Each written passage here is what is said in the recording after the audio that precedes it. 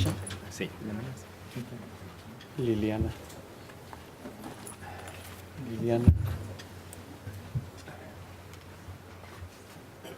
Second, please. I'm sorry. No, don't worry.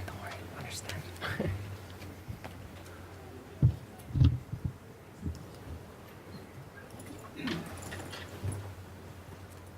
Yeah, I'm just gonna move this over here. Someone's going to bring the presentation.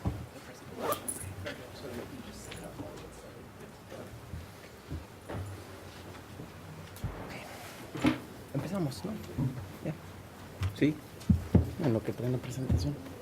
Ya. No, pues mientras yo hablo, pues, subir la presentación. Okay.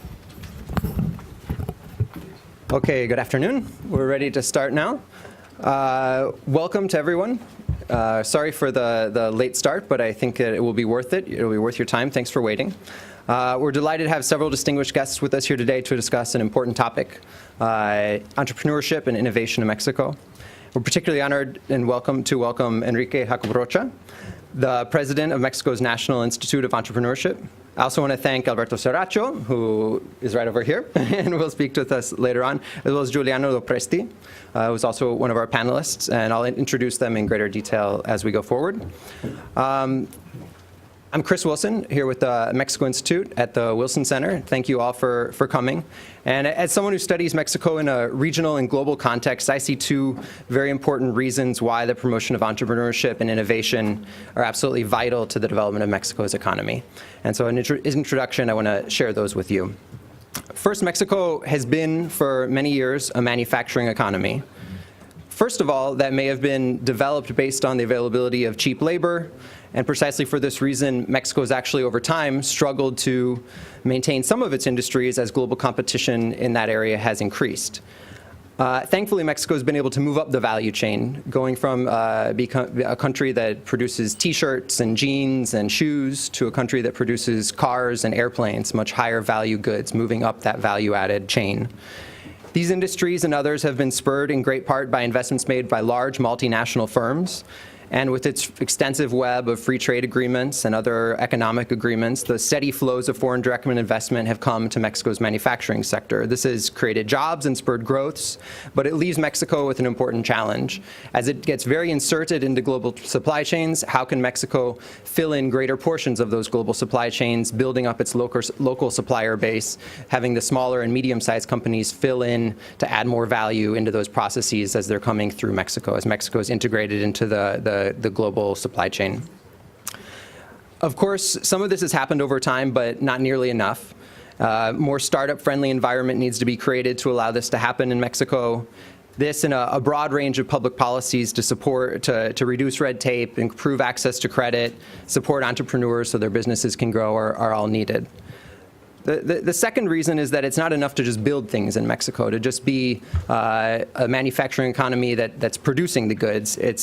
It has to be about inventing them, developing them, marketing them, getting them to market. It has to be about filling in more pieces of that production process from the design stage all the way through. The World Economic Forum just released its new competitiveness report last week, and they describe economies around the world. They put them into three main categories: factor-driven, efficiency-driven, and innovation-driven economies. According to their work, Mexico is in the transition between the efficiency-driven and innovation-driven stages.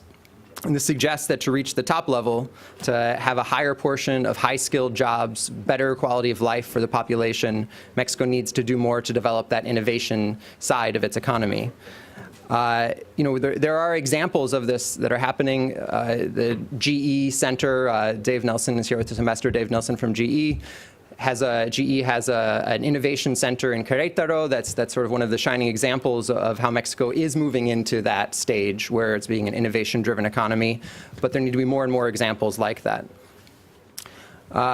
Mexico must promote the creation of innovation ecosystem in which government, the private sector, and universities all work together to build human capital, ensure bright minds are properly incentivized to get to market their new ideas, processes, and products. Due to the importance of increasing innovation, the Wilson Center's teamed up with Alberto and Fundación IDEA to produce a series of events actually bringing Mexican legislators here to the United States to dialogue and learn about the role of public policy in supporting the development of an innovation ecosystem, the whole set of public policies and connections needed to foster that growth and innovation. It's not to replicate U.S. policies, but to learn from them and learn from experts what the best practices are all around the world that can be implemented in Mexico. And last November, we had the first of those meetings, and we're looking forward to hosting another one this fall. And finally, with companies making investment decisions less and less on the basis of finding cheap labor and more on the basis of finding the human capital, the high-quality human capital, the quality of high-quality supply chain, high-quality business clusters as they make their investment decisions, it's more and more important for us in the context of the U.S.-Mexico relationship, us who have a regional economy and regional production network already, to be thinking about innovation, entrepreneurship in the context of the bilateral relationship and the regional economy that we have together. And so to that end, the United States and Mexico have already begun several initiatives to push forward those ideas. There's a high-level economic dialogue, the Mexican-U.S. Entrepreneurship and Innovation Council, Bilateral Forum on Higher Education, Innovation, and Research. And each of these are developing ways to leverage the bilateral relationship as a tool to strengthen education, innovation, and ultimately the competitiveness of the regional economy. So within this context, I'm delighted to introduce to you Enrique Jacob Rocha, president of the National Institute of Entrepreneurship, an institute he's really built from the ground up as it was created just a few years ago. As a way of a little more introduction, Mr. Jacob is a master's degree in public administration from the Technological Institute of Superior Studies of Monterrey, the Tec de Monterrey. He also worked in several positions in the state of Mexico, its government. Most recently, that includes working as Secretary of Economic Development under the governor's administration when Enrique Peña Nieto was governor of the state of Mexico. Apart from those roles with the state government, on the executive side, he was also mayor of Naucalpan de Juarez. He was a congressman in both the federal and state legislatures. He's had other positions, such as vice president for the National Association of Economists in Mexico, a distinguished career also as an author of several publications, including a book that describes how Mexico can move into become a knowledge-based economy, promoting innovation, science, technology, and sustainability. We're really just delighted to have him with us here today. Just so you know, his presentation will be in Spanish, so as I mentioned earlier, if anyone needs interpretation equipment, that's available, and we have an interpreter that will translate for us. Thank you very much. Gracias.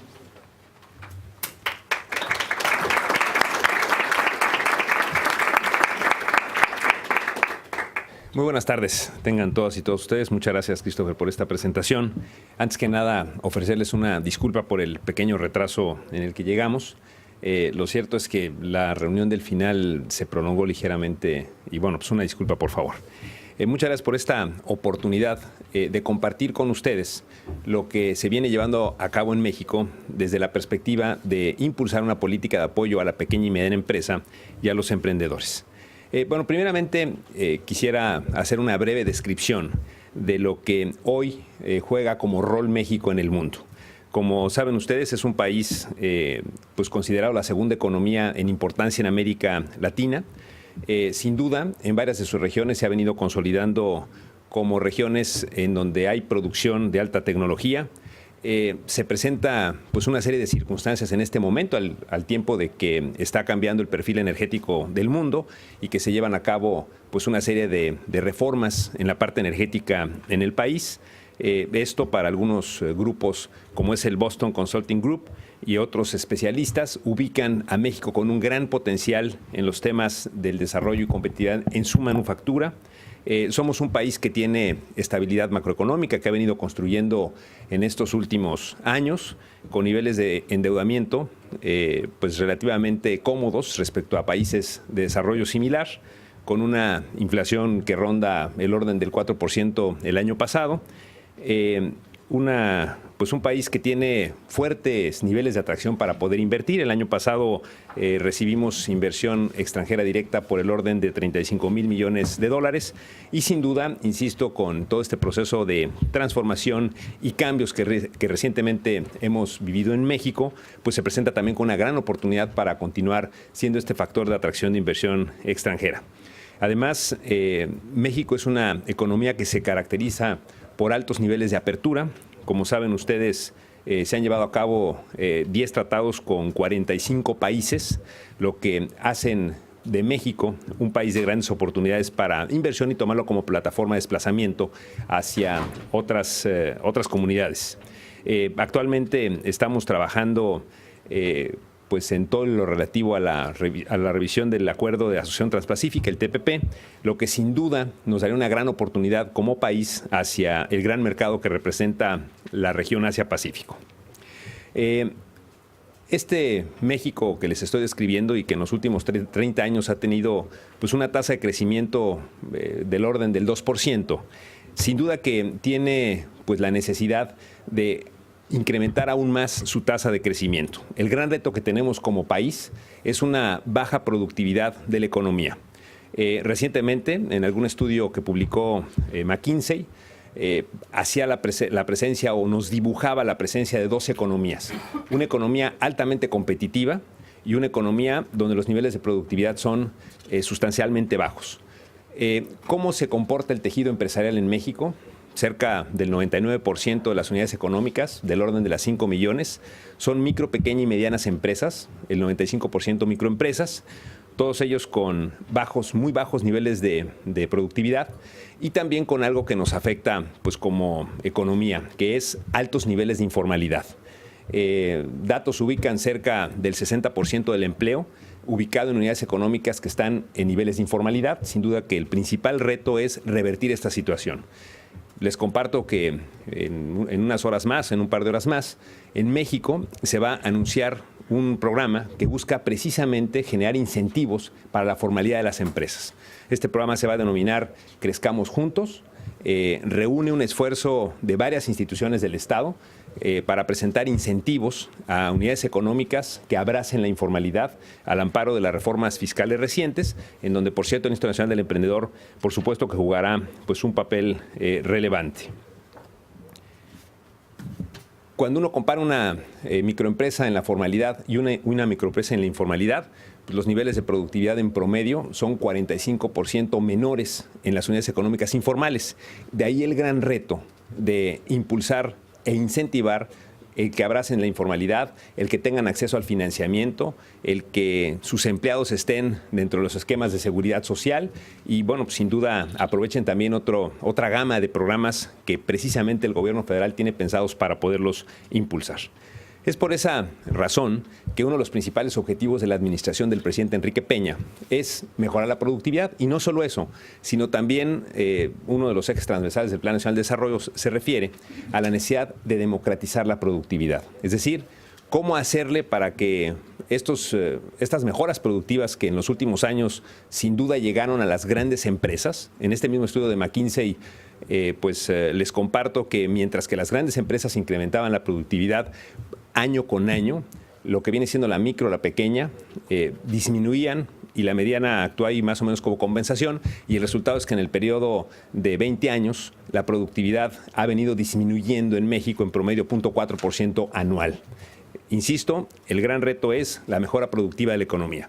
Es ahí donde se inscriben una serie de reformas que desde el inicio de su gestión el presidente Enrique Peña planteó bajo un esquema de negociación política pues innovador que fue el Pacto por México. En el Pacto por México, que se lanzó al otro día de su toma de protesta, se reúnen las distintas fuerzas políticas y a partir de este Pacto por México se determinaron un poco más de 100 compromisos a instrumentar que pues dentro de estos poco más de 100 compromisos, cerca de 11 grandes reformas se han llevado a cabo en estos últimos 20 años, en estos últimos 20 meses. Concluye con esto pues una primera etapa de la administración del presidente Peña, que claramente señala en su informe de gobierno que recientemente otorgó señala como la conclusión de la parte de las reformas transformadoras y la necesidad de pasar al terreno de la ejecución de estas reformas, ¿no? Las reformas en acción. Es un poco el mensaje que el presidente Enrique Peña pues coloca en el espectro. Aquí es importante, de estas 11 reformas, todas ellas son por supuesto muy importantes, pero quiero resaltar algunas de ellas y sobre todo dejar sentado que buena parte de los destinatarios de estas reformas son precisamente esas micros, pequeñas y medianas empresas con muy bajos niveles de productividad.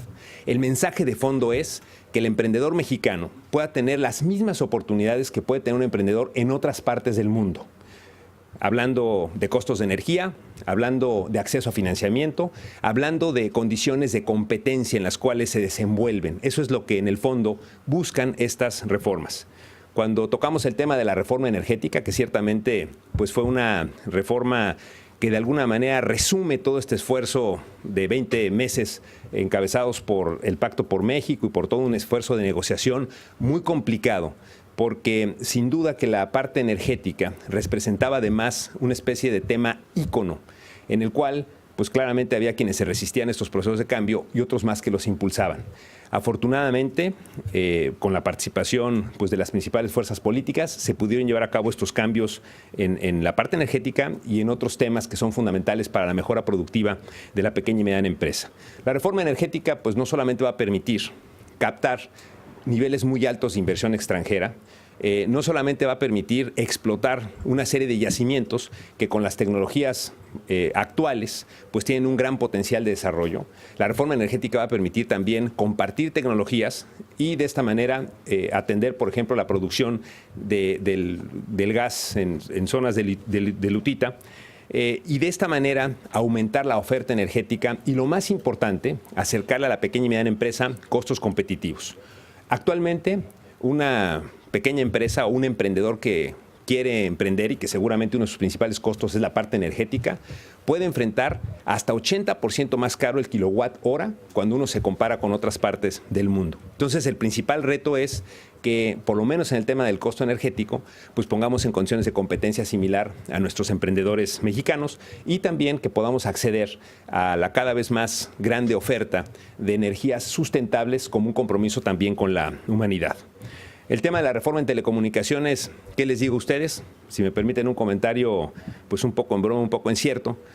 Cuando uno está en la Ciudad de México y quiere hacer una llamada telefónica en algún traslado, es imposible sostener la llamada telefónica porque ya no da esa infraestructura. Son costos muy altos, son servicios muy malos y lo que busca la reforma en telecomunicaciones es precisamente ofrecer costos de clase mundial, servicios de clase mundial a costos competitivos.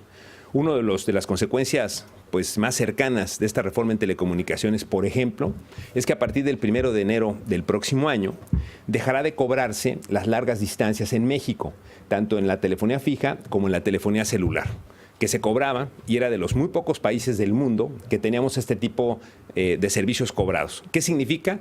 20,000 millones de pesos menos que dejarán de pagar los mexicanos y las pequeñas y medianas empresas en el uso de este tipo de servicios. Quienes se encuentran en la zona metropolitana no tienen problemas, pero en la medida en que uno se aleja de la zona metropolitana, pues actualmente aumentan los costos que, por supuesto, representa este tipo de insumo que es fundamental para el desarrollo de la pequeña y mediana empresa. Entonces, la reforma en telecomunicaciones busca fundamentalmente, les decía, tener servicios de clase mundial a costos competitivos. El tema de la reforma financiera es también fundamental para el desarrollo de la pequeña y mediana empresa. Si uno toma en cuenta una pyme en México, una pyme en Estados Unidos o una pyme en alguna otra parte, pues para desarrollar cualquier tipo de actividad, al momento de adquirir activos fijos o al momento de tener líneas de crédito, los costos financieros son claramente 2 o 3 veces superiores a los que pueden enfrentar México con algún otro país en el cual sus emprendedores compiten. Pero no solo eso, la oferta. En México es muy complicado tener acceso al sistema financiero. La Asociación Mexicana de Bancos reconoce que de las pymes solamente el 13%, algo así como 800,000, 850,000 pymes, tienen accesos a productos financieros del sistema financiero mexicano. Y por otra parte tenemos un sistema financiero que es muy sólido, que se comportó muy bien en la crisis del 2009, con altos niveles de capitalización, con bajos niveles de morosidad, cuando en otras partes era exactamente distinto y que por supuesto le generó consecuencias a muchas economías. Pero cuando uno ve el tamaño del sistema financiero como proporción de la economía o como proporción del Producto Interno Bruto, cerca del 25% es la profundidad del sistema financiero mexicano. Y si nos comparamos, por ejemplo, con Brasil, pues Brasil está por encima del 50%, es decir, claramente como proporción relativa es el doble del tamaño de lo que tiene en México. Y si tomamos como referencia a Chile, que sin duda es un país que se distingue por sus niveles de competitividad, estamos hablando 3 veces más el tamaño del sistema financiero. Y el sistema financiero en cualquier momento pues es una parte fundamental para poder soportar el crecimiento de la economía. Y la reforma financiera que se llevó a cabo recientemente, que implica modificaciones legales a cerca de 30 ordenamientos legales, lo que busca es poner en el centro de la atención una serie de incentivos distintos a la banca de desarrollo, que la banca de desarrollo estaba básicamente preocupada por cuidar su capital y no jugársela con México en términos de infraestructura productiva y de apoyo a las pymes, o bien en el caso del sistema financiero mexicano, donde había pues una serie de disposiciones que inhibían, por ejemplo, que un usuario de crédito pudiera moverse de un sistema de un sistema bancario, de un banco a otro, cuando lleva a cabo procesos, por ejemplo, de reestructuración de su deuda por la imposibilidad de mover garantías. Entonces, estas reformas que se llevan a cabo en la parte financiera van a ser, sin duda, muy importantes para apoyar el soporte y desarrollo de las pequeñas y medianas empresas. La reforma en competencia económica es también fundamental. Estudios de la OCDE señalan que los mexicanos pagan en aquellos sectores en donde no hay competencia y que normalmente son los que no tienen bienes internacionalmente comerciables, están pagando hasta el 40% superior de un consumidor en otras partes del mundo. Entonces, aquí es muy relevante las modificaciones que hicieron y más aún el grado de desarrollo que le dieron a la Comisión Federal de Competencia, al darle dientes pues o mayores capacidades para actuar en un momento determinado ante la presencia de oligopolios o de monopolios. El tema de la reforma hacendaria, que ciertamente fue uno de los temas que pues ocasionaron, digamos, la mayor pues expresión de los sectores empresariales, pero lo cierto es que cuando uno ve los niveles de captación y el tamaño del gasto público que tiene México con relación al resto de los países de la OCDE, estamos en la cola. Y cuando nos comparamos con países de América Latina, pues estamos sustancialmente por debajo del promedio regional, lo que implica la necesidad de darle mayor capacidad al sector público para poder actuar en temas de salud, para poder actuar en temas de desarrollo y de esta manera pues darle el soporte al desarrollo de la economía y por supuesto al desarrollo de la micro, pequeña y mediana empresa. Dentro de esta reforma hacendaria se genera un mecanismo novedoso que es el régimen de incorporación fiscal, que genera una serie de ventajas porque al momento de abrazar el régimen de incorporación fiscal, en el inicio de este largo proceso de 10 años, el año 0, pensando que es este año cuando alguien abraza el régimen de incorporación fiscal, tu pago de impuestos es igual a 0 y gradualmente va cambiando hasta 10 años después, en el cual quien esté en el régimen de incorporación fiscal acabaría pagando ya el 100% de los impuestos. Pero eso también le da posibilidad de tener acceso al sistema financiero, a financiamiento pues, en mejores condiciones de tasa y de plazo. Cuando uno observa una microempresa y que no está dentro del sistema financiero, pues no significa que esta microempresa, al no estar en el sistema financiero, no recurra a financiamiento. Recurre a fuentes muy caras, incluso de prestadores privados, en donde las tasas de interés pues, se convierten o son sumamente prohibitivas. Imaginen ustedes una oportunidad que se le presenta a una microempresa por algún tema de temporada, que no tiene acceso al sistema financiero, pues va y recurre a tasas que pueden llegar o ser superiores sin duda al 100%, lo que merma también su capacidad de generar utilidades. Entonces, el hecho de que una unidad económica que se encuentra actualmente en la informalidad pase a la formalidad, tendrá y tiene una serie de ventajas, desde programas públicos hasta el tema del financiamiento y algunas otras ventajas con el tema de la seguridad social. Estas grandes reformas son un poco el entorno general que abraza al desempeño o al desarrollo de la pequeña y mediana empresa. También, si nosotros observamos un segundo nivel en el cual se desenvuelven las pymes, tenemos los esfuerzos que se vienen llevando a cabo en la parte de mejora regulatoria. El Instituto Nacional del Emprendedor, que tiene un fondo presupuestal alrededor de los $800 millones anuales, tiene algunos programas de apoyo dirigidos hacia gobiernos estatales, gobiernos municipales, tribunales superiores de justicia estatales, precisamente para ayudarlos a cambiar sus procesos, capacitación, acceso a tecnología, que ocasione ambientes más amables al desarrollo y apertura, por ejemplo, de empresas. un trámite que requiere hacer algún tipo de microempresario, en lugares donde ha habido una intervención de esta naturaleza, disminuye sustancialmente el número de trámites, el número de días y mejora la capacidad de hacer pública esta información como un método también de presión para que esa entidad gubernamental sea más ágil en este proceso de atención a la microempresa. En estos aspectos de mejora regulatoria también inscribiría un tema que es fundamental, que es una gran iniciativa del Gobierno federal desde la Presidencia de la República, que es la Estrategia Digital Nacional, que está trabajando, diría yo, de manera permanente, sin mucha exposición pública, en un gran programa que busca resumir en 3 grandes portales toda la comunicación del gobierno federal hacia afuera, dependiendo de las características de si se trata de programas sociales, si se trata de gestión de algún tipo de programa o si se trata de portales informativos. El gobierno federal tiene más de 5,000 portales. Y sus bases de datos, que es lo peor, porque podrás tener no 5, sino 10,000, es que no se comunican. Entonces, déjenme llevarlos a la parte final de este programa, y ahí dejaría este tema, pero para que vean la importancia que trae consigo esta estrategia digital nacional.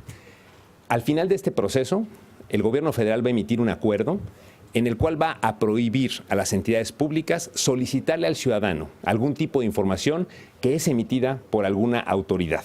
Es decir, si vamos a hacer un trámite de pasaporte, si vamos a hacer un trámite de inscripción de alguno de nuestros hijos, si vamos a hacer algún trámite de licencia de construcción, si en los requisitos del trámite vienen algunos componentes que el gobierno federal, gobierno estatal o gobierno municipal emitió, pues todo va a estar comunicado por bases de datos y no tendrías por qué entregar. Y esto es muy importante en términos de rapidez para atender a las microempresas y a los ciudadanos, pero lo más importante aún, para combatir la corrupción, ese mal lacerante que lamentablemente nos sigue afectando en México. En la medida en que tengamos áreas obscuras, en la medida en que no podamos recurrir a mecanismos de consulta transparentes de información, en esa misma medida, en esos lugares se ocultan procedimientos, procesos o gente que se está aprovechando de las circunstancias y al que le está perjudicando es, por supuesto, al ciudadano. Y el tercer nivel, digamos, de atención que abraza a la micro, pequeña y mediana empresa es una política pública de apoyo a los emprendedores y a las pymes, que básicamente encabeza el Instituto Nacional del Emprendedor, que es una iniciativa que fue comprometida por el presidente de la República en sus tiempos de campaña.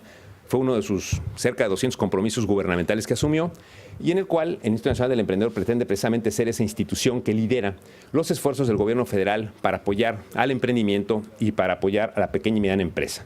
El Instituto Nacional del Emprendedor también coordina, en unos instantes más platicaré de ello, la red de apoyo al emprendedor, que es una gran iniciativa que lo que busca es coordinar los esfuerzos del gobierno federal que comprometen recursos o programas, o más bien programas con recursos públicos, de manera tal en que el pequeño empresario o el emprendedor, no importando el lugar o el sector en el que actúa, pueda tener esta información, favorecer sus procesos de vinculación y no solamente quedarnos con el componente público, que en esta etapa estamos concluyendo con el gobierno federal y estamos empezando ya a subir programas con los gobiernos estatales, también con los gobiernos municipales seguramente en un par de años más, por lo menos los que tienen programas de apoyo a la pequeña y mediana empresa.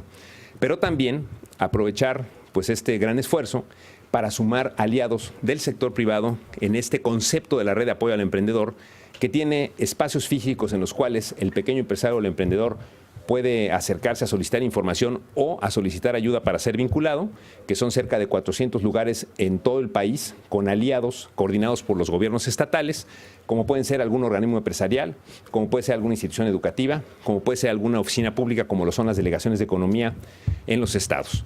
Y también puede ser consultado por página electrónica www.inadem.gov.mx.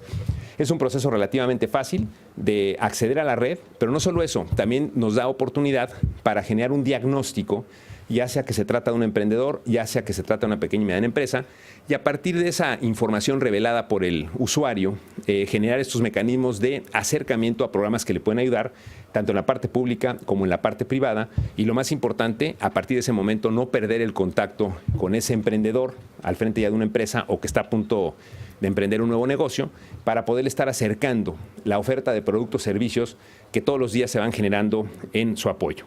El Instituto Nacional del Emprendedor, les decía, entonces, constituye una decisión de política pública para concentrar en esta institución, para que esta institución se convierta un poco en la entidad especializada en el apoyo a la micro, pequeña y mediana empresa y los emprendedores.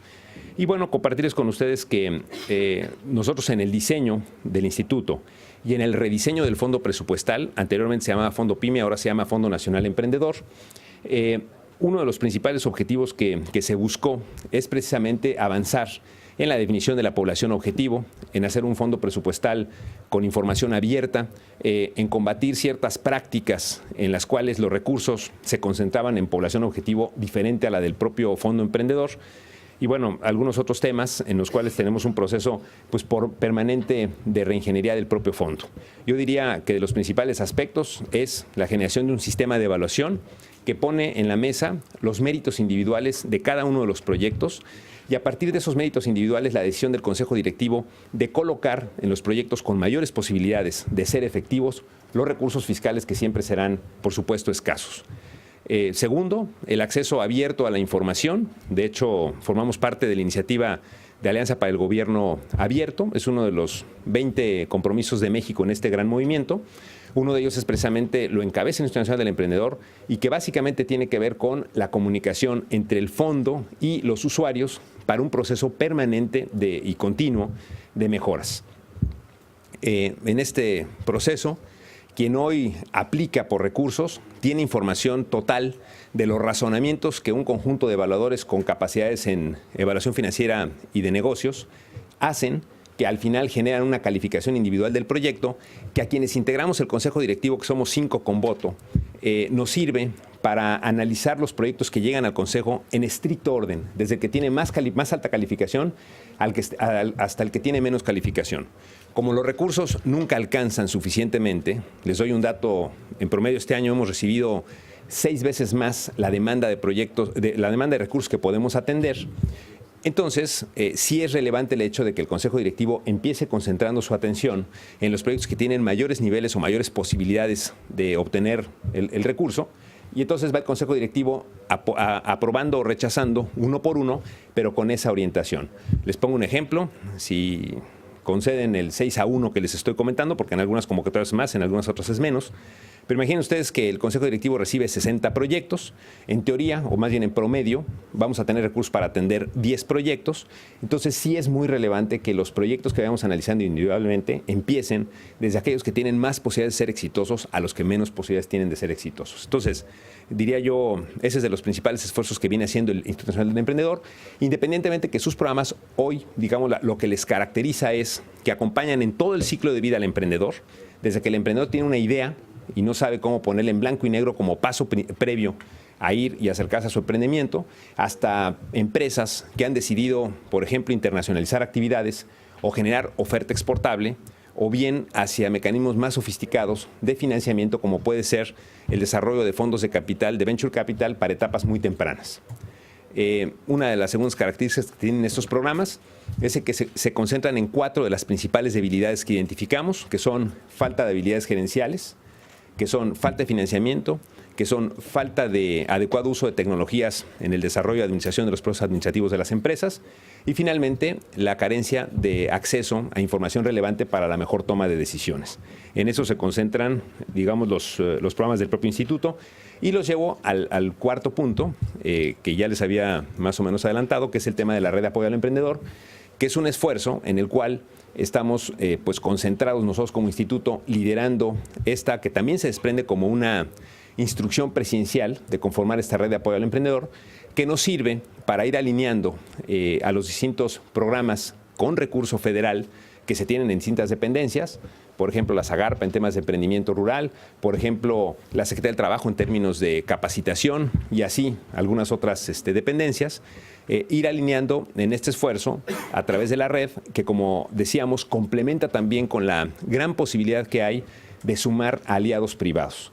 Si una pequeña empresa ve como posibilidades el uso del comercio electrónico, no solamente para promover sus productos, sino para materializar compra y desplazarlos en forma utilizando operadores logísticos, en la red de apoyo al emprendedor puede encontrar varias opciones, las que ofrece Mercado Libre, las que ofrece Kichín o las que ofrece Correos de México.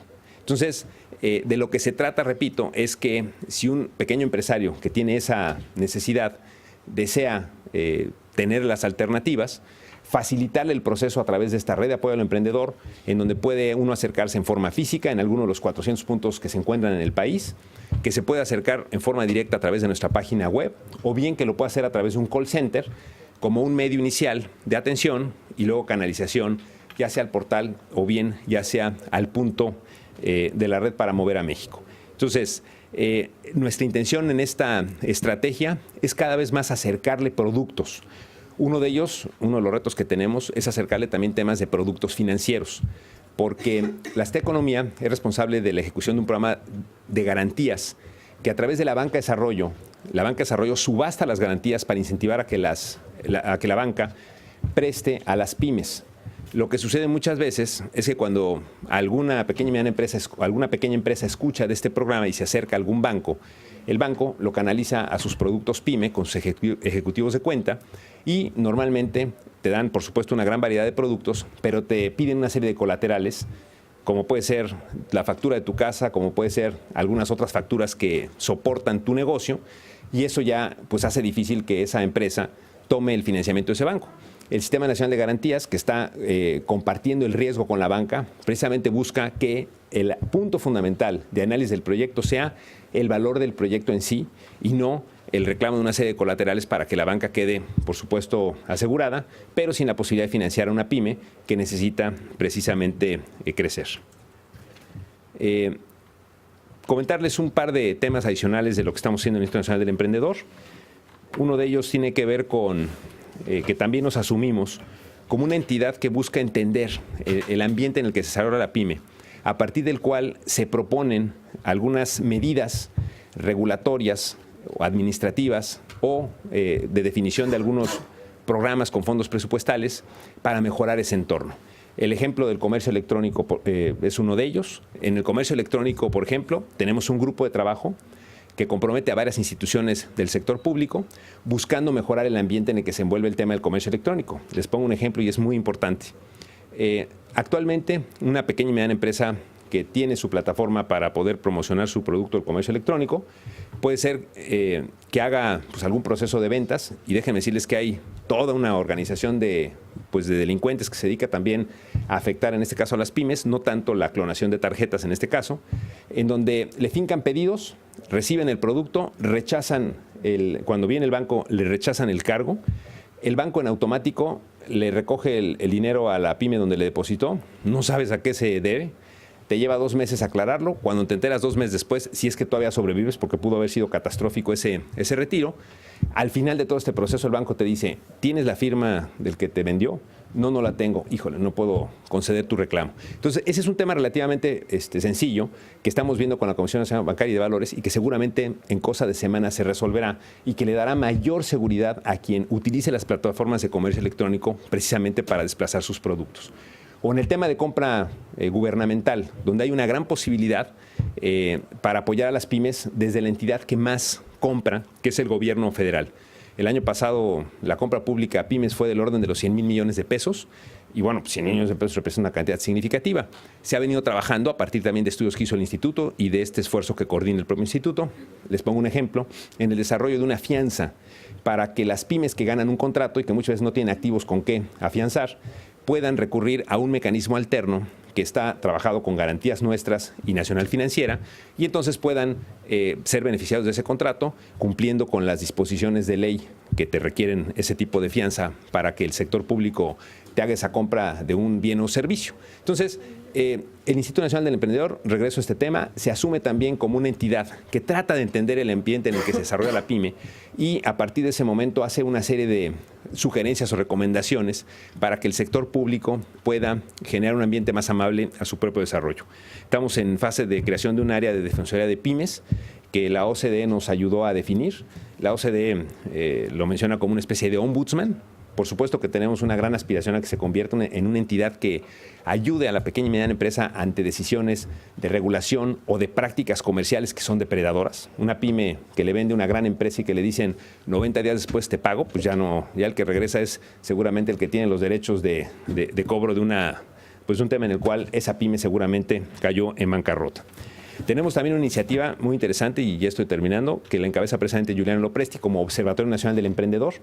Vemos en el observatorio la posibilidad de generar una especie de escaparate que comparta el ecosistema de apoyo a los emprendedores, información crítica respecto a lo que debe de pasar para que ese ecosistema se consolide y ayude a los emprendedores a su desarrollo. Y esto significa de todo, incluso prácticas comerciales o incluso la posibilidad de generar algún tipo de sello de empresas amables al desarrollo de las pymes o empresas pues, que claramente no lo son por estas condiciones de prácticas comerciales. Y un comentario, ahora sí ya final, otros esfuerzos que hace el Instituto Nacional del Emprendedor en el marco de un esfuerzo binacional, el Consejo de Emprendimiento e Innovación, que surgió a raíz de la visita de Obama el año pasado en mayo a México, del cual hay dos grandes iniciativas que se desprenden más allá del tema de fronteras. Uno de ellos, este mecanismo de emprendimiento e innovación que coordina esta economía y concretamente el Instituto Nacional del Emprendedor, y otro que es el FOBESI, que tiene que ver con temas de educación y de movilidad alrededor del tema de educación. Para nosotros es pues, fundamental este proceso. De hecho, varios de los que me acompañan aquí son co-chairs de este grupo del Mosaic, que les agradezco muchísimo porque nos han acompañado ahí en una serie de reuniones. Y bueno, pues les agradezco muchísimo esta oportunidad. No me extiendo más. Muchísimas gracias por su atención. No sé si tomé un poco más de tiempo, pero estoy a sus órdenes por si hubiera alguna pregunta. Y gracias nuevamente por esta gran oportunidad. Muchas gracias, Christopher.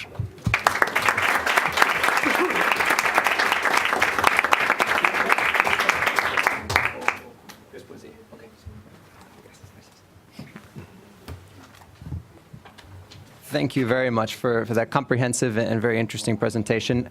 I think what we'll do now, if it's okay with our panelists and with Mr. Hogop, is pass to the other panelists, to Alberto and to Juliano, and get some comments, a little more perspective on the climate for innovation and entrepreneurship in Mexico, and then we'll have an opportunity for some discussion among the audience and the panelists.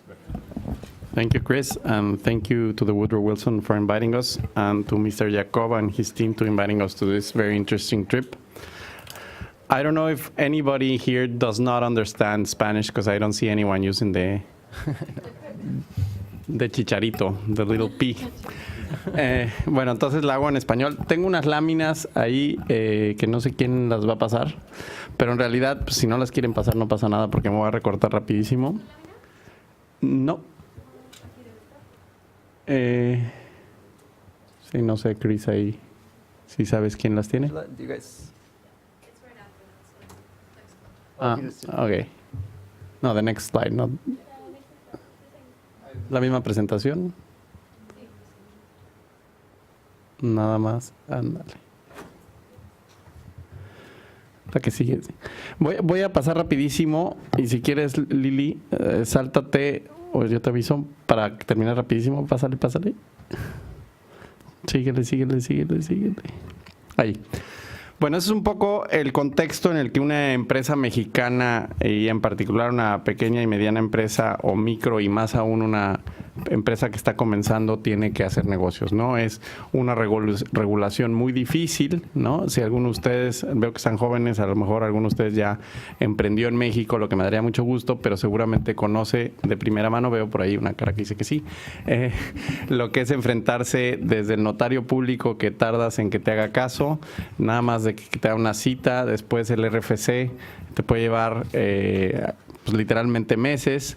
Finalmente vas con el banco te dice que a lo mejor el notario se equivocó, ¿no? Entonces ahí vas para atrás y empiezas en el día 1, por eso no le hagan mucho caso al doing business. Yo creo que nunca han hecho una empresa en México. Pero en general es un entorno muy difícil, ¿no? Después pagar impuestos es muy caro. En promedio una empresa mexicana tiene que dedicarle 8,000 pesos en contador público nada más para arrancar. Entonces es complejo y demás. Además hay obstáculos en el sector privado muy importantes, como lo que decía atinadamente el presidente del instituto, como empresas que te pagan a 90, 180 días, te piden que te registres en un sistema que podría significar medio mes de venta, en fin, es muy difícil conseguir el capital humano que necesitas para crecer. Y si pasan a la siguiente lámina, por favor, pero no todo es malas noticias. En México sí hay empresas que están creciendo y que están creciendo muy rápido, con y sin la ayuda del gobierno.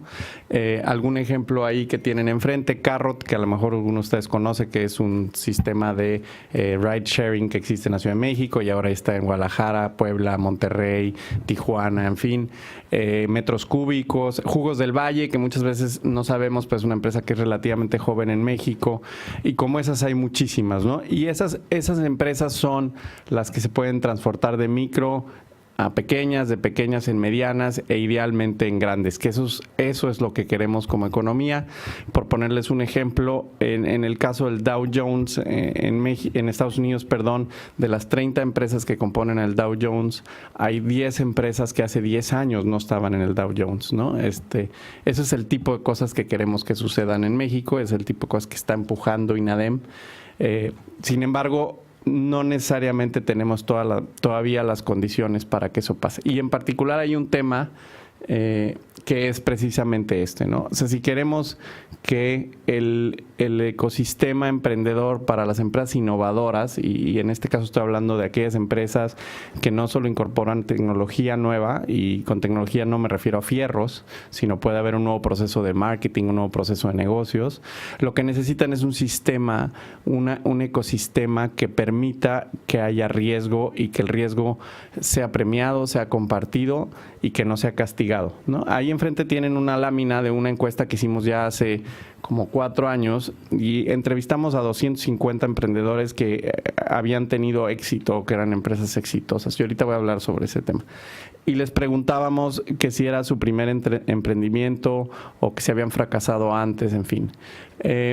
Y esos son los resultados. El 66% de los que entrevistamos, no es una encuesta perfecta porque identificar emprendedores que no fueron exitosos es muy complicado metodológicamente, pero la lección es clara, ¿no? La probabilidad de fracasar es muy alta y necesitas que el sistema de regulaciones, de política pública, cultural, ¿no? Que no castigue, ¿no? O sea, que no vea mal el fracasar, ¿no? Y Abraham Lincoln, la primera elección que ganó fue la de presidente, ¿no? Y perdió muchas antes y nadie se acuerda de las anteriores. Eso es lo que necesitamos también en el emprendimiento en México, que no te castiguen por fracasar, ¿no? Ahora, desde el punto de vista de política pública, y si me ponen la siguiente lámina, eso no es fácil, ¿no? Porque tiene implicaciones, y yo lo veo mucho, todo lo que hago con el punto de vista de política pública, porque eso vivo todos los días y en eso pienso y me despierto pensando en eso. Pero no es trivial y no han sido muchos los países que lo han podido hacer bien, ¿no? Primero, lo que decíamos, tiene que ser failure friendly, es decir, que si fracasas no te castigo de ninguna manera. El buró de crédito, por ejemplo, tiene que considerar esas partes, ¿no? Y Juliano seguro va a tocar ese tema. Bueno, espero, porque le apasiona y es bastante divertido. Segundo, el mercado manda, ¿no? O sea, la política pública no debe empeñarse en que una empresa tenga éxito, o una tecnología tenga éxito, o una innovación tenga éxito. Sí tiene que reconocer cuando el mercado dice esto no jala y cerrémosle la llave, ¿no? Entonces, sobre todo cuando estamos hablando de subsidios, es importante tener eso en el radar. Después vienen un par de cosas que a mí en lo particularmente me gustan y que lo hacen y que nos llevan a la última, que es politically challenging, ¿no? La innovación lleva mucho tiempo en madurar. Nada más por decirles una idea, el 80% del revenue o los ingresos que tienen las oficinas de transferencia de tecnología en Estados Unidos son de propiedad intelectual que tiene arriba de 15 años. Entonces son innovaciones que hace 15 años que sucedieron tecnológicamente, que se registraron en patentes o en derechos de autor, en fin, y que apenas ahorita empiezan a generar recursos. Ahora, imagínense ustedes el reto que eso implica para la política pública, no solo de continuidad, sino de incentivos, ¿no? O sea, el incentivo de yo gobierno, ahorita invierto, o yo municipio, o yo gobierno estatal, ahorita invierto una gran cantidad de recursos, y lo más probable es que yo no vea los frutos políticos. O sea, el que va a inaugurar la planta de la innovación no voy a ser yo, va a ser mi sucesor. Entonces, eso es un reto por sí solo. Y el otro reto importante que hay que tener en el radar es el tema de la alta tasa de fracaso, ¿no? O sea, en México en particular, pero no es exclusivo, también en Estados Unidos incluso, nuestros organismos de supervisión a la política pública están acostumbrados a que la mayoría de los casos tengan éxito. Entonces, si CONACYT o INADEM o Economía en general apoya a 1,000 casos, al Coneval, que es para los que no conocen, es la institución que supervisa a la política pública en México, le gusta que de esos 100 casos 99% tengan éxito. Eso no sucede en la innovación. Probablemente el ratio sea al revés, ¿no? En donde una va a tener éxito y 99 van a fracasar. Entonces, ahí también hay otro tema que lo hace complejo y que hace que no sea fácil para el hacedor de política pública implementar políticas públicas de innovación, digamos, bien hechas. Finalmente, ya para terminar,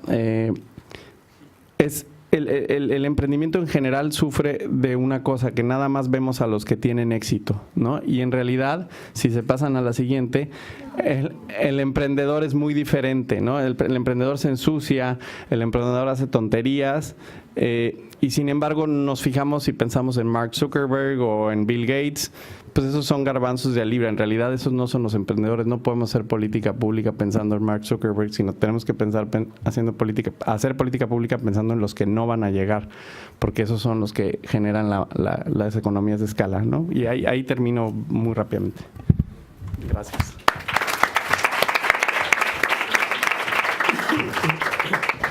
Muchas gracias, Alberto. Ahora damos la palabra a Giuliano Lopresti, el presidente del Mexican National Observatory for Entrepreneurship. No tengo la traducción enfrente de mí. Pero... No, perfecto. Muchísimas gracias. Buenas tardes a todos. Muchas gracias por el tiempo y el espacio. Y quería empezar mi intervención con una frase que se usa mucho para los negocios y dice que la imaginación sin ejecución es lo mismo que alucinación. Y esta frase aplica para los negocios, y lo que me gusta de esta frase, y la quise poner mientras estaba acá, es que también aplica para esta área de gobierno y de política pública. Y es uno de los grandes problemas. No tenía nada del buró de crédito, pero a petición de Alberto, pongo el ejemplo arrancando, y ese es el problema del buró de crédito. El buró de crédito en México es una herramienta que ayuda a generar rendimiento y ventajas adicionales a actores preponderantes. Cuando el buró de crédito en muchas naciones donde sí funciona, es una herramienta para la sociedad, es una herramienta para que se pueda aportar a la construcción de un capitalismo, en donde ayuda a la acumulación de valor económico y ayuda a la movilidad social. Una muy buena idea, implementada y ejecutada bien en muchos países, llevada a nuestro país, ejecutada e implementada de una manera que funciona, porque es mejor tener el buró que tenemos en México que no tener buró, pero que todavía no cumple la promesa y no llega al punto de que sea un beneficio para la sociedad. Y me brincaré aquí un poco al tema como lo vemos desde el observatorio. Cuando el licenciado Jacob me pide que ayudemos a construir el Observatorio Nacional del Emprendedor, decíamos, ¿cómo podemos aportar? Y cómo podemos hacer que esta herramienta sea útil para México, sea útil para el INADEM y para el gobierno. Y hay un problema muy grande, la continuidad. ¿Cómo logramos que haya continuidad en una política de emprendimiento? Y lo que nos entusiasmó a un grupo de personas fue ver que había, tanto en el discurso como en el conocimiento de actores importantes del nuevo gobierno, una intención fuerte de impulsar el emprendimiento como una herramienta para crecer el valor económico. Y veíamos tanto el licenciado Jacob como del secretario Ildefonso Guajardo o del secretario Videgaray y del presidente Peña, acciones contundentes e interés por usar el emprendimiento e impulsar una política de emprendimientos para que durante el sexenio se logren las condiciones y se genere la plataforma para cambiar de alguna manera la forma en la que se hacen los negocios en México. Entonces ese entusiasmo y ver esa participación desde el gobierno nos llevó a trabajar con el gobierno y buscar crear una plataforma con actores del ecosistema que sirviera y que apoye y que dé seguimiento y acompañe a estas acciones de gobierno. Entonces, desde ahí buscamos crear el observatorio y parte de la idea es ver cómo se puede implementar esa discusión arriba en la esfera política y cómo puede eso bajar al emprendedor y que termine conectando con el emprendedor. Que el discurso político y las acciones y las ideas y los proyectos que se generan desde arriba terminen conectando. Y de alguna manera, como lo hemos visto, lo hemos platicado, es ¿cómo logramos tener un mejor capitalismo? Un capitalismo más eficiente, un capitalismo más democrático. Y hay un tema que a veces no se toma en la fórmula, que hay que tenerlo muy claro. El empresario invierte su dinero y al invertir su dinero busca rendimiento. Y busca el mayor rendimiento que pueda darle su dinero. Y eso lleva a la siguiente reflexión. Cuando el gobierno toma medidas y toma acciones, pues el empresario reacciona para buscar el mayor rendimiento y retener sus ventajas competitivas. Entonces, ¿cómo creamos una plataforma que ayude a ir a un ritmo que no permita que el empresario le gane la carrera a la toma de decisiones del gobierno y que las decisiones y las acciones que se toman desde el gobierno sí ayuden a beneficiar y bajen a la base de la pirámide y conecten con el emprendedor y que verdaderamente cambien las condiciones de negocio del país para que haya más emprendimiento? Entonces, de alguna manera, lo que estamos buscando es generar información, generar el conocimiento, generar los aliados y hacer las recomendaciones que ayuden a generar mejores condiciones y que nos ayuden a migrar de un capitalismo monopólico que tenemos a un capitalismo emprendedor. Entonces, un poco bajo esas ideas, buscamos, en vez de hacer una observación, que había una tentación al principio, hacer una observación del dinero del INADEM como recurso público, y que nos decían actores, oye, es que tiene mucho en el INADEM, observemos, y yo les decía, no, el problema más grande del emprendimiento en México no es el recurso que hay o no hay o cómo se ejerce, son las condiciones generales, y decidimos hacer una propuesta que le gustó al licenciado Jacobi, que impulsamos también con Alberto dentro del proyecto que estamos haciendo, de hacer una observación de todo el ecosistema emprendedor, para ver cómo podemos de alguna manera plasmar lo que está pasando en el sector educativo, en el sector financiero, con las políticas públicas, con el capital humano, ¿no? Con todos los proyectos de gobierno que se impulsan y ver cómo están todos los actores, cómo está toda la información y dónde se necesita avanzar y dónde hay que meter los recursos o qué acciones hay que tomar para mejorar las condiciones en general. Tenemos problemas de cultura emprendedora, pero la tenemos desde adentro del gobierno también. La tenemos desde la discusión de si creemos en la empresa como la plataforma que ayuda a generar valor económico y que ayuda a repartir mejor la riqueza. Y desde el gobierno, aunque hay actores de primer nivel involucrados, ¿cómo hacemos que eso permee a las diferentes instancias de gobierno y que se plasme y que en el ADN de gobierno sí hayan decisiones en el día a día que benefician constantemente a los emprendedores o al mercado para generar condiciones para emprendedores? Y de alguna manera lo que buscamos, estamos tratando de impulsar, es que haya instituciones, que haya institución y que haya largo plazo.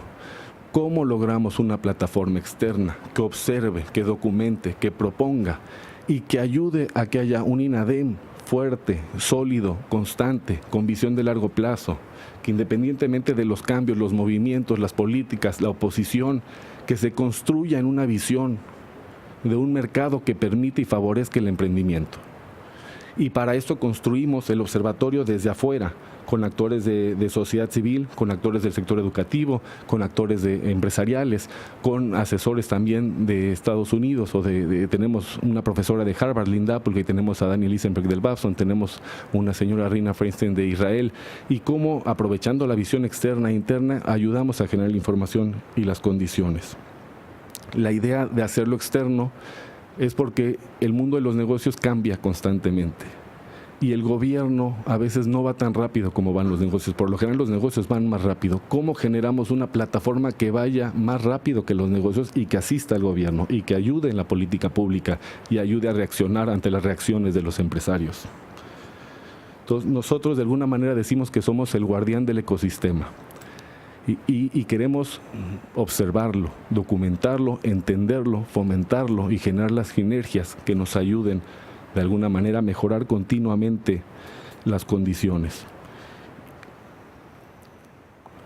Hay una tentación muy grande de que la política de emprendimientos se use solo para crecimiento del Producto Interno Bruto. Y parte de la discusión que nosotros estamos comentando es decir, señores, esto da para más, ¿no? En México a veces nos gusta importar mejores prácticas internacionales, pero nos olvidamos de las mejores, las viejas prácticas, las viejas mejores prácticas internacionales y nos vamos directo a las nuevas. ¿Qué nos ha faltado en México para generar las condiciones? No podemos cambiar las cosas drásticamente haciendo lo mismo y nada más trayendo lo último. Hay cosas de fondo que hay que arreglar. y nosotros queremos verdaderamente que una política de emprendimientos está perfecto que arranque y que impulse el alto impacto y que impulse el crecimiento del PIB. Pero definitivamente en la fórmula tiene que considerar en su visión de corto, mediano y largo plazo aprovechar esta herramienta para combatir la desigualdad y para mejorar las condiciones en general del país. Y una de las cosas que impulsamos, que de lo que hemos estudiado ayuda de alguna manera en la base de la discusión, es cómo dignificar los oficios y las profesiones.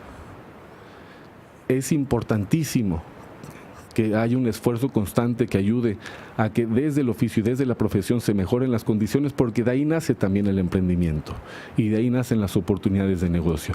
Y hoy en día pues hay oficios y profesiones en México que no son dignas y si no logramos dignificarlo va a ser muy difícil llevarlas al nivel en donde puedan llegar a instrumentarse en una plataforma empresarial que genere valor económico de verdad.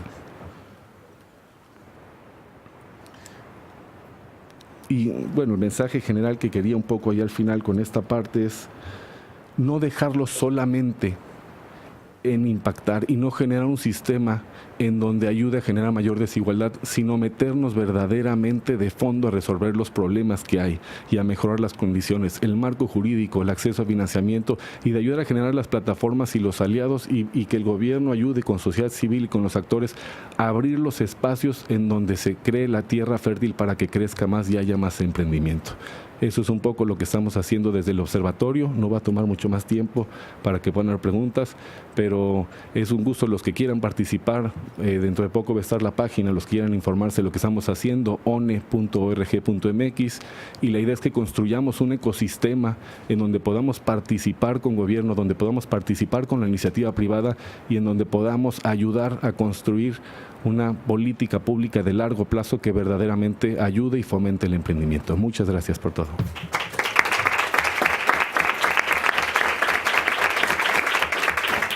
Muchas gracias, Juliano. Ahora vamos a abrir el espacio para todos ustedes a hacer sus preguntas al señor Jacob y también lo demás del panel. Y vamos, por favor, identificarse y si quiere dirigir su pregunta, se puede. Que se queda como pregunta, no un comentario muy largo, por favor. Vamos a recolectar como 2 o 3 preguntas y después pasamos al panel de nuevo. ¿Tenemos uno aquí?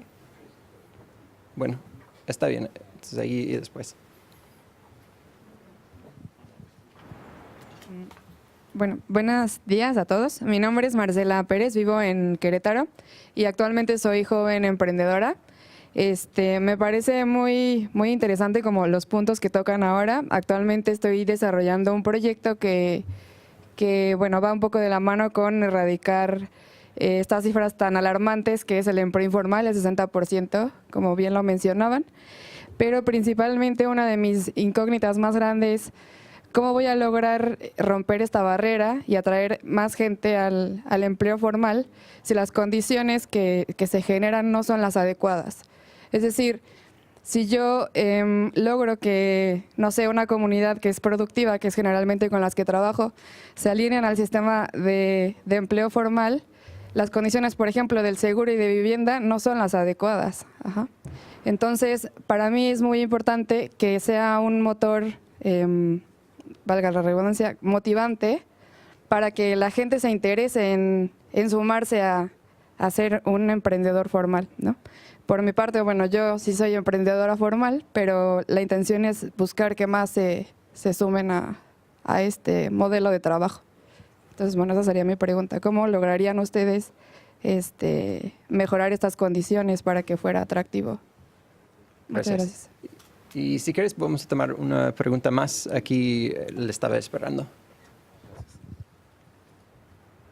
Bueno, mi nombre es Héctor Miguel Cenicero, soy del estado de Guanajuato, en México. Y para mí sería, bueno, una pregunta que, por ejemplo, ¿cuál sería el sector en el que más está, por ejemplo, ahorita, o se necesitaría fortalecer más en México, en el que necesitaríamos como trabajar más para yo, por ejemplo, como emprendedor pueda empezar a trabajar como en ese sector para poder fortalecer la economía en nuestro país? Gracias. Gracias. Bueno, tomamos una más y después regresamos al panel. Aquí enfrente.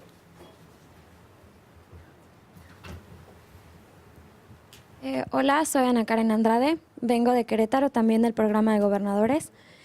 Y mi pregunta es, si el reto es la continuidad, ¿qué medidas se van a tomar para que en el siguiente periodo de gobierno, independientemente de qué partido esté en el poder, se continúe todo esto que se empezó ya con el Instituto Nacional del Emprendedor? Gracias.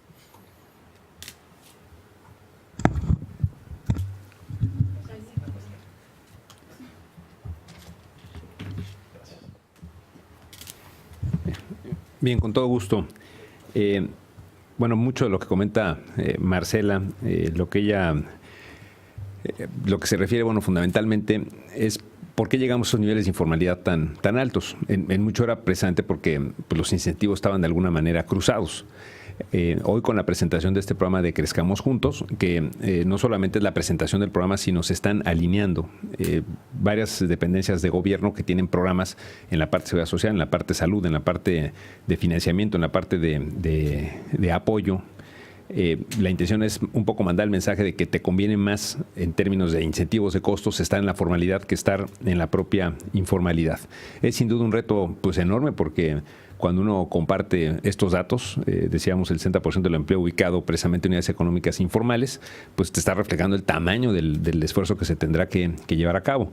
Un poco compartiendo esta información con algunas gentes, algunos empresarios que tienen también programas o que están comprometidas con el apoyo de su canal de detalle, como es el caso del Grupo Bimbo. Me decía hace unos días Daniel Sedvige, que es la cabeza el director del Grupo Bimbo, que por ejemplo en el contacto que ellos tienen con su canal de distribución, están reacios, digamos, esos procesos de formalización. Es decir, tendremos que hacer también una gran tarea de comunicación y comunicar las ventajas de estar en la formalidad desde el punto de vista de seguridad social, desde el punto de vista de financiamiento.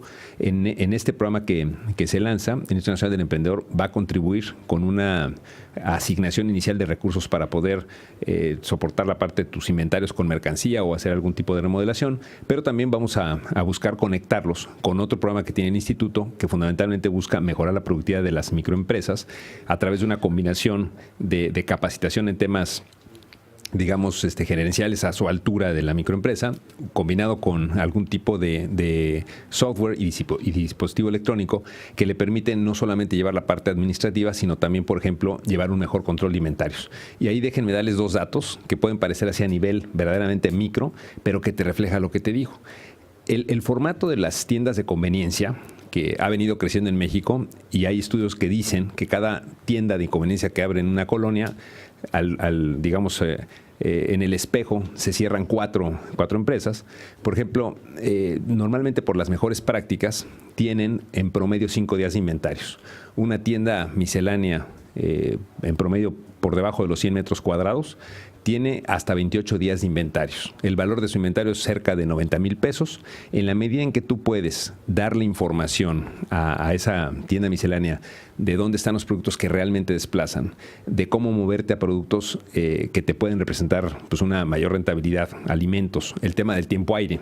Dicen algunos estudios que el 30% de los ingresos de los Oxxos, 20-30% de los ingresos de los Oxxos, representa la venta de tiempo aire. Entonces imagínense qué gran posibilidad tiene la tienda miscelánea de la esquina con este tipo de herramientas para poder vender tiempo aire, para poder conocer mejor qué tipo de productos desplaza, para tener una administración un poco más profesional, porque la realidad de todos los días en este tipo de establecimientos pues es que hay una combinación, como es el ingreso de familia, hay una combinación entre los ingresos que entran y los gastos no solamente de la empresa, sino también de la familia. Entonces ahí se pierden los controles. Al revelarte información, este tipo de dispositivos o este tipo de capacitación te permite ser un poco más productivo. En promedio te aumenta entre 40 y 60% de los ingresos cuando tienes este tipo de intervenciones y te permite, como decíamos, entrar en este otro tipo de servicios que vendes. Hicimos un esfuerzo desde el principio de la administración en identificar en las entidades los sectores prioritarios. A partir de un estudio que hizo el Tecnológico de Monterrey, un estudio de clústeres, en donde pues identifica en qué sectores está soportado la parte de la economía local, la economía de los estados, y hicimos un trabajo uno a uno con cada uno de los gobiernos estatales para determinar nuestros sectores estratégicos. De hecho, si les interesa, yo creo que por lo que están haciendo ahorita, que están en proceso de profesionalización ustedes, hay información muy valiosa en la página de nosotros, www.inadem.gov.mx, donde aparece esta información de sectores estratégicos, y por supuesto, no sé si está en la página, pero si alguien desea información, yo se la comparto, que es el estudio que dio base a estos sectores estratégicos. Adicionalmente, el programa de desarrollo innovador, que es el programa sectorial de la Secretaría de Economía, identifica estos sectores, pero los clasifica en 3. Los programas, digamos, de sectores tradicionales, donde ahí la apuesta es el tema de innovación, capacitación, etcétera. Los sectores dinámicos, que vendría siendo, por ejemplo, el tema de la industria automotriz, que, como saben ustedes, está desarrollándose con mucha velocidad en México, y los sectores de futuro, es decir, en los cuales hay que poner una apuesta como economía, como pueden ser temas pues, de aeroespacial o de algunos otros más, ¿no? Un poco platicando aquí con nuestros amigos de Querétaro, que es precisamente pues, uno de los sectores donde cada vez más se viene fortaleciendo. Pero, repito, en cuanto a los sectores, ahí encontrarán información de los sectores estratégicos, y el programa de desarrollo innovador que tiene la Secretaría de Economía y está en el portal, por supuesto, de la Secretaría, también puede ser de mucha utilidad, un poco para identificar por regiones este tipo de vocaciones que sin duda pues generan oportunidades a desarrollar. El tema de la continuidad es sin duda algo que nos preocupa y mucho, porque lo cierto es que muchas veces cuando si se lleva a cabo, se impulsa alguna iniciativa, es común que en los cortes de gobierno, pues de repente la iniciativa resultó que no era tan buena como parecía y ahí se quedó en el camino. Nosotros pensamos que en la medida en que el instituto y el fondo presupuestal sea pues un ejemplo de transparencia, que acredite que los recursos que están canalizando están teniendo los impactos esperados, va a haber de entrada un soporte muy importante a que se mantenga en el transcurso del tiempo.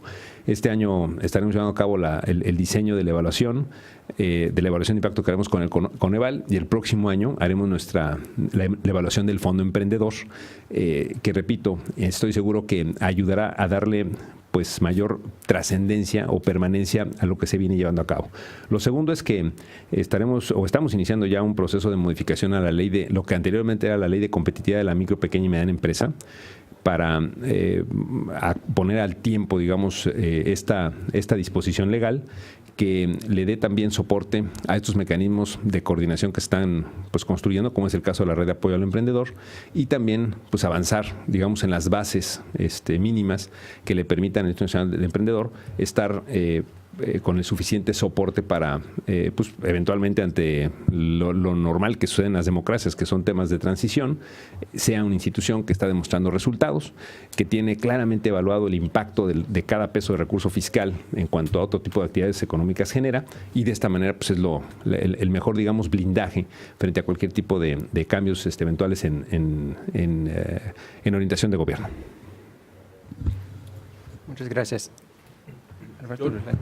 Haría unos comentarios sobre la primera pregunta del empleo formal. No hay que satanizar el empleo formal. Es mejor tener el empleo informal. Es mejor tener el empleo informal que tenemos ahorita que no tenerlo. ¿Cómo generamos las condiciones para formalizarlo? Y yo pensaría en 2 cosas. Incentivar la productividad. En la medida que incentivas la productividad, eres más productivo, creces. Y si creces, tienes que formalizarte. No puedes mantenerte informal creciendo. Y la otra, desde el gobierno, tienes que generar las condiciones para que a través de la recaudación y de los impuestos se vea un impacto en vivienda, salud, educación y seguridad. En la medida que vas avanzando y vas generando propuestas que ayuden a explicarle al ciudadano y al emprendedor y al empresario que te impacta y te beneficia en esos rubros, hay mayor disposición del empresario de pagar impuestos. En el segundo tema, de en qué rubro emprender, yo hago una broma, yo un chiste y siempre digo que López Portillo tenía razón, que México iba a tener que aprender a administrar la riqueza, pero que todavía no aprendemos. México es muy rico, tenemos todo, tiene muchos recursos naturales y también la riqueza de la gente. ¿Cómo hacemos para aprovecharlo? El tema es, no hay una industria en concreto. Yo te diría, ¿qué te sale bien? ¿Qué te gusta? ¿Para qué eres mejor que otros? Y en eso, y a través de ese emprendimiento, ¿cómo logras un impacto positivo? Porque si quieres juntar todo, en uno y quieres ganar dinero y hacer una empresa de algo que genere un beneficio y aparte te guste, ya le estás poniendo muchos condimentos que puede llevarte pues, a que la fórmula no jale. Y en el último punto de continuidad, te diría que lo primero que se necesitaba es comunidad. Y la verdad que el trabajo que ha hecho el licenciado Jacob y el INADEM ha sido muy bueno. Han buscado a los actores, han generado comunidad, han integrado un ecosistema emprendedor. Ahora lo que necesitamos es en los próximos 4 años que se vea el impacto, que tenga éxito, que haya proyecto, que haya visión de largo plazo. Y hay que entender, esta es una carrera de resistencia, no son 100 metros. El SBA nació en el 53, en el 78 le dieron facultades para cabildear. Es la política de emprendimiento nacional. ¿Cómo le vamos a apostar de verdad al emprendimiento? ¿Le vamos a apostar que a través de la creación de empresas se genere valor económico del país? Pues tenemos que tener una visión de largo plazo. Entonces tenemos que juntar la información, los aliados, los éxitos y tenemos que armar en estos próximos 4 años la plataforma que nos ayude a que haya un México emprendedor. Gracias, Alberto. Sí, no iba a decir nada, pero no me quería quedar aquí callado. Rapidísimo, el tema de informalidad, comparto plenamente lo que dijo el licenciado Jacob, es un tema de incentivos, pero yo agregaría una cosa más. El tema de la informalidad tiene mucho que ver, o sea, es un círculo vicioso, ¿no? Porque la informalidad también existe porque no hay empleo de calidad. Entonces, mientras la economía no crezca, o no crezca las tasas que debería estar creciendo, el incentivo es me salgo y pongo un changarrito, me salgo y pongo un taller de costura. En la gran mayoría de los casos, esa persona, si tuviera las capacidades, el capital humano, el talento y la economía estaría creciendo, ganaría mucho mejor siendo empleada de una empresa de manufactura textil, por seguir con el ejemplo, que teniendo su tallercito textil. No es la regla, pero es casi la regla, ¿no? Y así lo demuestra no solo el caso mexicano, sino de otros países. Sobre qué sector necesita más ayuda, yo no tengo una respuesta muy, digamos, estudiada, pero mi primera reacción es el sector energético. Por primera vez en México va a haber oportunidades para que empresarios del sector privado emprendan en ese sector. Y si no se ponen las pilas y no aprovechan lo que está ofreciendo el gobierno o el gobierno hace nuevas cosas, se va a llenar de empresas extranjeras. Y hay una gran oportunidad porque el talento mexicano que trabaja en Pemex, en CFE o en proveedores de estas empresas, pues tienen ahí el know-how.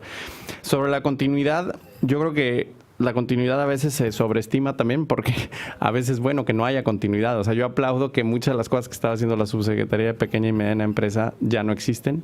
Entonces, qué bueno que no hubo continuidad, ¿no? Esa es la mera verdad. El chiste yo creo que es apropiar, que los mexicanos se apropien de ciertas cosas a través de datos abiertos, a través de evaluaciones de impacto. Por ejemplo, Oportunidades, ahora Prospera, antes Progresa, va por su 4º sexenio y en esencia, digamos, un 80% de lo que hace Oportunidades es lo mismo. Entonces, ahí hay un ejemplo de que cuando un programa funciona, se socializa que funciona, pues sigue existiendo, ¿no? Ya vamos empezó en el 97, entonces vamos, ¿qué? 17 años. Y ahí está, y no solo ahí está, sino que lo han copiado otros países. Cada gobierno le ha puesto su twist, que me parece muy sano. Ahora se le está tratando de hacer algo que han tratado otros gobiernos, que es de graduar a los beneficiarios de Progresa o de Oportunidades, que no se ha logrado hasta la fecha. Vamos a ver, y si se logra y se demuestra que funciona, va a ser un éxito, ¿no? Gracias. Ahora vamos a tomar otra ronda de preguntas. Podemos ir al otro lado, empezando ahí atrás.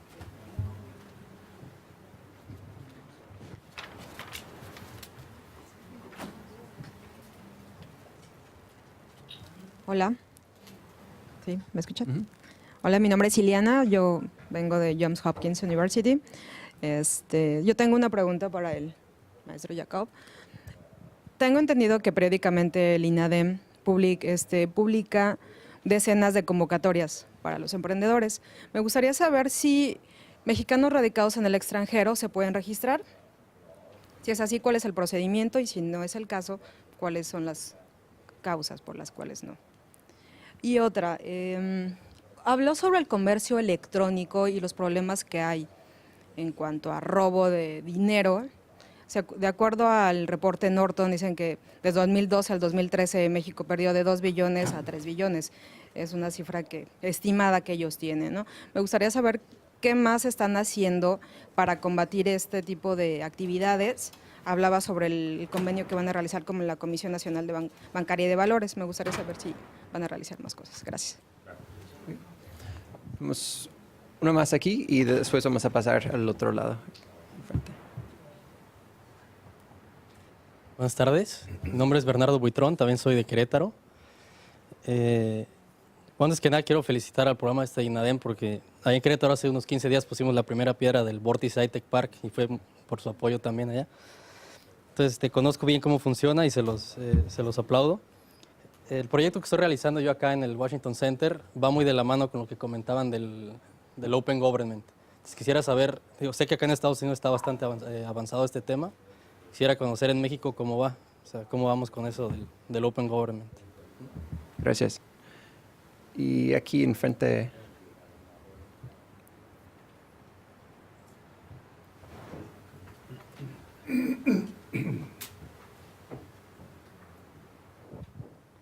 Buenas tardes, yo soy el presidente municipal de Teao, Yucatán. Quería preguntarle, señor, el municipio en el que yo gobierno hay mucha marginación.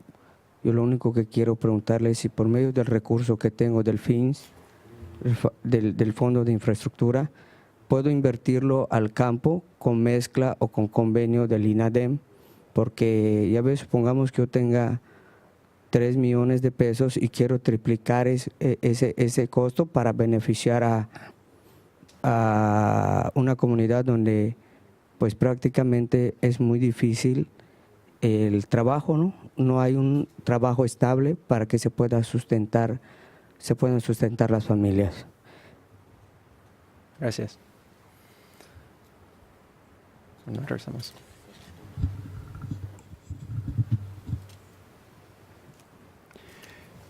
Precisamente hoy por la mañana estábamos comentando con el embajador respecto a las posibilidades que en un momento determinado pueden tener mexicanos que radican aquí en Estados Unidos de poder acceder en algún momento determinado a recursos. Nuestras reglas de operación pues señalan como requisito pues, que seas mexicano, cumpliéndose, y quizás el único problema que era el que mencionamos, el tema del domicilio, ¿no, Alejandro? En el cual eventualmente puede satisfacerse señalando el consulado o... A través de un organismo intermedio, como Mónica.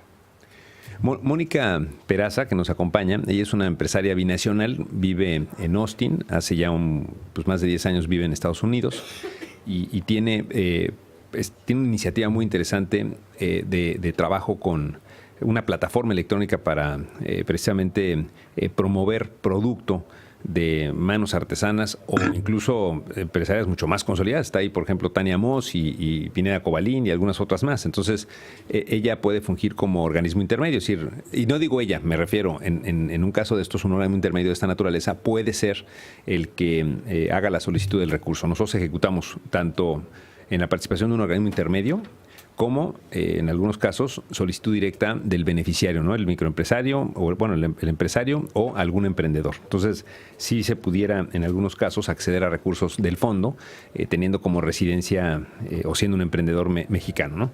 Y uno de los retos también de este viaje es precisamente continuar avanzando nosotros en cómo podemos a quienes siendo mexicanos viven aquí en Estados Unidos, acercarles a algunos mecanismos de comunicación hacia el país, financiamiento, etcétera, que son temas en los cuales pues estamos explorando precisamente con la embajada y en el marco de este MUSEIC que les comentaba, es el Consejo Binacional en Emprendimiento e Innovación. Tiene 7 grupos de trabajo y los que llevan el grupo de trabajo son gentes del sector privado y en todos los casos son empresarios binacionales, empresarios que están mexicanos, que están ubicados fundamentalmente aquí en los Estados Unidos. De lo que comentaba Bernardo, déjenme comentarles, ahorita nos compartía el caso de algún proyecto que estamos apoyando en Querétaro, que es el Vórtice exactamente, IT Park, ¿no? Aquí les comento que nosotros ejecutamos los recursos del fondo a través de convocatorias o llamados públicos, digamos, para que quienes cumplan con la regla de operación puedan presentar proyectos, que son los proyectos que se evalúan, y les relataba ahí en mi intervención cómo se hace este proceso, fundamentalmente basado en los méritos individuales del proyecto. Nosotros ejecutamos cerca del 75% del recurso por esa vía, pero el resto lo ejecutamos a través de convenios de asignación directa con los estados, básicamente, con los cuales nosotros pactamos un monto de recursos y de estos recursos los canalizamos en algunos proyectos estratégicos para los estados y para nosotros, que están alineados al Plan Nacional de Desarrollo, al Plan Estatal de Desarrollo y que tiene, bueno, fundamentalmente como propósito pues mejorar la competitividad local. Simplemente ahí como comentario. En este esfuerzo de gobierno abierto es una de las iniciativas que, decíamos, desde Presidencia se están impulsando. Y digo desde Presidencia porque se han hecho esfuerzos desde tiempo atrás y una de las instituciones que más estuvo empujando esta parte estaba radicado lo que es ¿cómo se llama? Lo de Mónica Aspe. Social Conocimiento. Sí, el programa de Sociedad del Conocimiento desde la Secretaría de Comunicaciones y Transportes, que ciertamente tuvo avances muy importantes, pero ante una iniciativa de esta envergadura como es el tema de gobierno abierto, se decidió crear un área desde Presidencia de la República que actuara precisamente como pues facilitador que el resto de las dependencias se pudieran pues ir aliando. La coordinación de estrategia digital, los programas que comparten la web, yo creo que pueden ser pues un medio de información muy útil de qué es lo que busca y cómo vamos avanzando en este esfuerzo. Nada más yo les diría que es algo que sin duda como gobierno nos interesa ir construyendo cada vez más. Y de lo que nos comentaba el presidente municipal, normalmente en la aplicación de los recursos procuramos no hacer mezclas de fondos porque si no luego en temas, pues, ¿qué te digo? ¿No? De la Auditoría Superior de la Federación o de las entidades de fiscalización local puedes tener o puedes generar problemas. Ahora, independientemente de ello, nosotros tenemos algunos programas que eventualmente pueden apoyar a emprendedores, decimos de base de pirámide, ¿no? Para poder generar empleos en tu localidad. Es nuestro programa de incubación en línea, que ahí yo pues recomiendo revisar. Nuestro delegado que tenemos, el delegado de Economía, se llama Fito Peniche, puede ser pues una persona que les puede ayudar para entender muy bien este tema y por supuesto nosotros estamos en el instituto a las órdenes para pues cualquier tipo de explicación posterior. Nos interesaría muchísimo generar algunas alternativas pues de empleo en tu localidad con todo gusto, ¿no?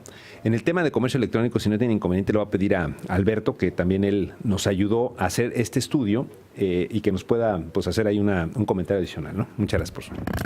Sí, gracias. Muy brevemente, para los que no conocen el tema, México tiene una tercera parte del tamaño o el volumen del comercio electrónico en México es una tercera parte de lo que debería ser de acuerdo a su población, su estatus de desarrollo, vamos a llamarle así. Y esto se debe a una diversidad de razones. En particular, el cuello de botella principal es lo que comentaba el licenciado Jacob en la presentación inicial, el tema de los vouchers. En México todavía se necesita una firma hay muchos problemas, pero ese es el principal. Todavía se necesita una firma en un voucher para que tenga validez jurídica una transacción. Se están moviendo algunas normas, la Comisión Nacional Bancaria y en Banco de México. Entonces, si ustedes compran algo y después lo niegan, a ustedes les regresan el dinero y el comercio electrónico básicamente se queda bailando, ¿no?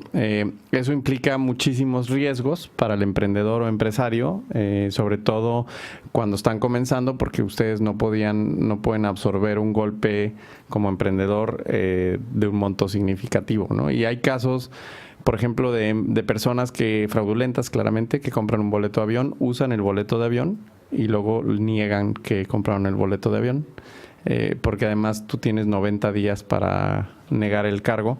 Y el banco inmediatamente le quita el dinero de la cuenta de banco al comercio. Y así como esos hay muchos otros retos, ¿no? Hay temas de logística en donde el sistema de correos aún puede mejorar, vamos a decirlo así. Hay temas relacionados con bancarización. En México muy poca gente tiene tarjeta de crédito y mucha tiene tarjeta de débito, pero muchas de esas tarjetas de débito son de nómina y en muchos casos incluso no tienen nombre. No sé si se han fijado, hay tarjetas de crédito que dice Scotiabank, no dice el nombre de la persona. Entonces hay muchos retos, hay retos estructurales en donde, siguiendo ahorita el ejemplo que ponía Juliano del buró de crédito, en México los switches de pago, que son los que transportan la información cuando yo paso una tarjeta y luego la paso a Visa y luego la Visa la pasa al banco, esos son de los bancos. Entonces, por eso, de hecho, en México, si se fijan, cuando pagan en Estados Unidos pasas una tarjeta y inmediatamente sale el voucher. En México te tienes que esperar un poquito y luego regresa y te dice paso. Eso tiene que ver con estructuralmente falta de competencia en el sistema de pagos, en donde los sistemas de pagos son de los bancos y no necesariamente se compartan la información a la velocidad que quisiéramos. Entonces hay toda una serie de acciones que está llevando a cabo el gobierno federal, en donde participa Secretaría de Hacienda, el SAT, PGR, Policía Federal, la parte digital, Hacienda, Comisión Nacional Bancaria, Banco de México, varias áreas de la Secretaría de Economía, la Presidencia de la República, y que tienen un scorecard en donde van trabajando, en donde ya se movieron maravillosamente rápido, tengo que reconocerlo, algunas normas, en particular en Banco de México inmediatamente se empezaron a hacer cambios, en Comisión Nacional Bancaria se ha cambiado una circular, entonces esperamos que con eso un poquito despegue más rápido el sector. Ya hay muchos emprendedores ahorita mexicanos y extranjeros en México. A lo mejor un ejemplo del tamaño del problema es que todas las empresas online o comercio electrónicos grandes en México, ninguna es mexicana, ¿no? Ese es un síntoma particular. O son argentinas, o son brasileñas, incluso hay colombianas, o gringas, obviamente, pero no hay mexicanas. O sea, los mexicanos compramos en Linio, que es una empresa brasileña, compramos en Mercado Libre, que es una empresa argentina, compramos en Amazon, o sea, y México, ¿dónde quedó? ¿No? Entonces, y eso es un poco el síntoma de algo que está muy mal. Gracias, Alberto. Sheldon, ¿quieres agregar algo? No. Aparte ya nos tenemos que ir. Sí, exacto. Yo creo que ya se acabó el tiempo, pero quiero agradecer de nuevo al señor Enrique Jacob Rocha, a los demás panelistas, Alberto y Juliano.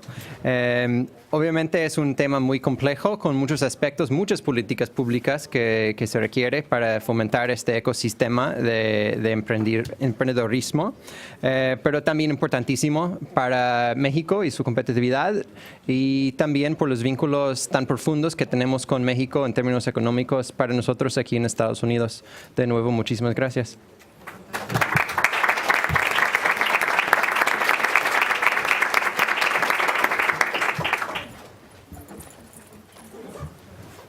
Oye, muchas gracias, Cristóbal.